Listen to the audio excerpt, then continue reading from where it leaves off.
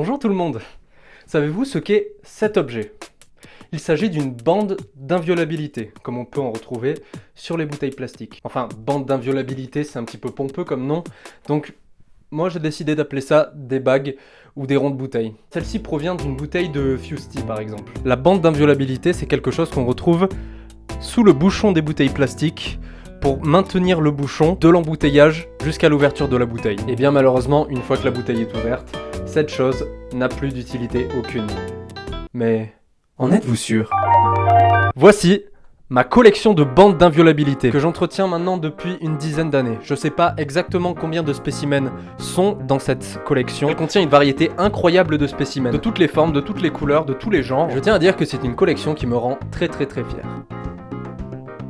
Magnifique, n'est-ce pas? Au sein de cette collection, chaque bague raconte une histoire. Par exemple, celle-ci est l'une des premières que j'ai recueillies dans un restaurant en Espagne. On peut notamment la reconnaître grâce à ses cornes élancées et audacieuses. Celle-ci provient très certainement d'un petit flacon de liquide pour cigarettes électroniques. Celle-ci provient d'une petite brique de crème entière Elevir. Et celui-ci, c'est le rond qui retenait autrefois le bouchon de ma première boîte d'antidépresseurs, c'est-à-dire de la venlafaxine en 37,5 mg. C'est intéressant aussi de noter que ce spécimen, par sa forme très inhabituelle et très brutaliste, si vous me permettez l'expression, fait qu'on le confondrait presque avec une bague qu'on pourrait trouver sur une bouteille de liquide ménager ou de liquide lave-glace par exemple. Alors maintenant, question un petit peu stupide, mais néanmoins nécessaire, à quoi ça sert de faire tout ça?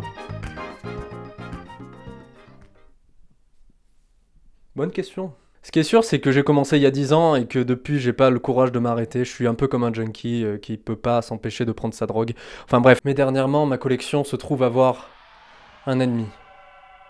Le gouvernement. Voici la technologie Snap-Clip. La technologie Snap-Clip est très simple. Le bouchon est déjà solidaire avec la bande en fait, et il ne peut pas être détaché de la bouteille. Et selon les experts, l'idée de n'avoir qu'un seul objet, contenant la bouteille et le bouchon, ça permettrait de réduire considérablement le gaspillage et la pollution. Seul petit inconvénient, c'est que ce système ne requiert pas de rond. Et le gouvernement a même donné aux industriels une deadline.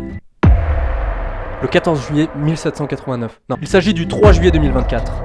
Et à partir du 3 juillet 2024, plus aucun industriel ne sera autorisé à commercialiser autre chose que des snap and click. Et c'est une très mauvaise nouvelle pour les gens comme moi qui sont dédiés à leur collection. Parce que le système Snap Clip ne permet plus de récupérer la bande indépendamment du bouchon. Alors vous allez me dire, ouais, nanana, mais est-ce que t'es pas un petit peu dans l'abus?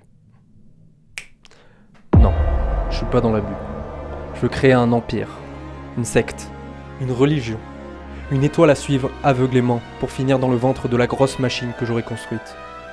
Mes ambitions sont démesurées. Mon hubris ne cesse de grandir jour après jour. Mais contrairement à vous, je n'ai pas peur qu'il explose dans un feu d'artifice de souffrance. Je deviendrai votre roi, ainsi que votre divinité. Et ensemble, nous formerons la plus grande collection de bandes d'inviolabilité qui n'ait jamais existé.